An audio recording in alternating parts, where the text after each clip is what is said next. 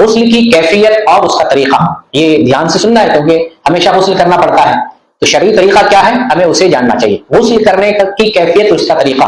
गुस्ल करने का दो तरीका है, एक आम जनरल और किफायती तरीका। एक तरीका जो जिस तरह से हम लोग नहाते हैं, आम तरीका, जनरल और किफायती तरीका, इससे भी गुस्ल हो जाएगा। इसमें वजू नहीं है, बगैर वजू के पूरे बदन पर पानी बहाना होता है। कैसे? किफायती तरीका यह है कि आप पाकी की नियत करेंगे, जनाबत की हालत में है तो जनाबत दूर करने के लिए, या औरत है हैज या निफास की नापाकी को दूर करने के लिए नियत करें, फिर उसके बाद बिस्मिल्लाह पढ़ें और उसके बाद दोनों हाथ को कलाई तक धुलें, कुल्ली करें, नाक में पानी चढ़ाएं और उसके बाद पूरे बदन पर पानी बहा लें। पूरे बदन पर अच्छी तरह पानी बहाकर पूरे बदन को धुल ले, हर जगह पानी पहुंच जाए, इससे गुस्ल हो जाएगा। ये किफायती तरीका है गुस्ल का। गुस्ल का एक तरीका।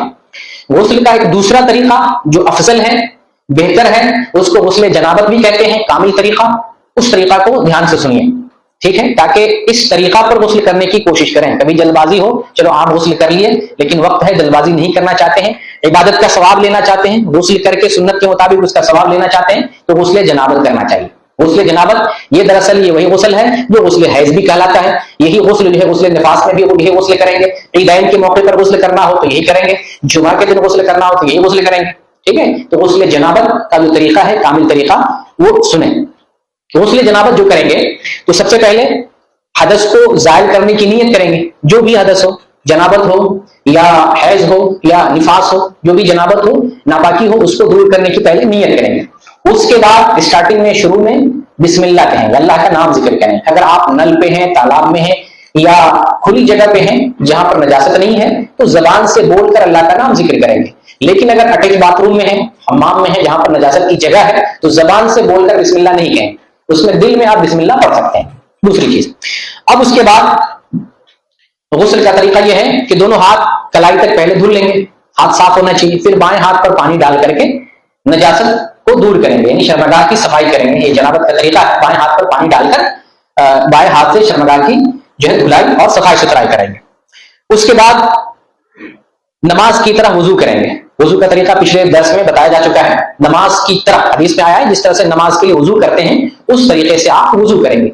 बाद रिवायतों में इस तरीके से आया है कि जब आप गुस्ल जनाबत में वजू करेंगे तो सर के मसा का जिक्र नहीं है और पैर धुलने का जिक्र आखिर में है, यानी जब आप गुस्ल कर लें तो जगह छोड़ के दूसरी जगह पर पैर धुलें। इस तरह से कैफियत बयान की गई। लेकिन अगर आप नमाज की तरह हुबहू भी वजू करते हैं, कोई हर्ज की बात नहीं। उलमा कहते हैं, बहुत सारे उलमा कहते हैं कि नमाज की तरह जैसे वजू करते हैं उसी तरीके से वजू करें, क्योंकि हदीस में इस तरह के अल्फाज वारिद हैं कि जैसे नमाज में वजू करते हैं उसी तरीके से आप वजू करें। वजू कर लेने के बाद अब आप दोनों हाथों को हाथों की उंगलियों को तर करेंगे, पानी से तर करेंगे, और पानी जो कि हाथ गीला है और हाथ गीले हुए हाथ से बालों की जड़ों को खिलाल करेंगे।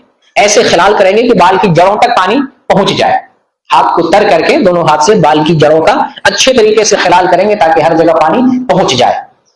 और उसके बाद हाथ पर जो है दोनों, उसके बाद जो है हाथ पर 3 चुल्लू पानी लेकर के सर पे पानी डालेंगे। 3 चुल्लू पानी लेंगे और 3 मरतबा चुल्लू से सर पर पानी डालेंगे। फिर उसके बाद चुल्लू से पानी लेकर के दाएं तरफ पानी लेंगे, फिर चुल्लू से पानी लेकर के बाएं तरफ पानी लेंगे, और उसके बाद पूरे बदन पर पानी बहाकर पूरे बदन को अच्छे तरीके से धुलेंगे, साफ सुथरा कर लेंगे। यह है कामिल गुस्ल करने का मुकम्मल तरीका।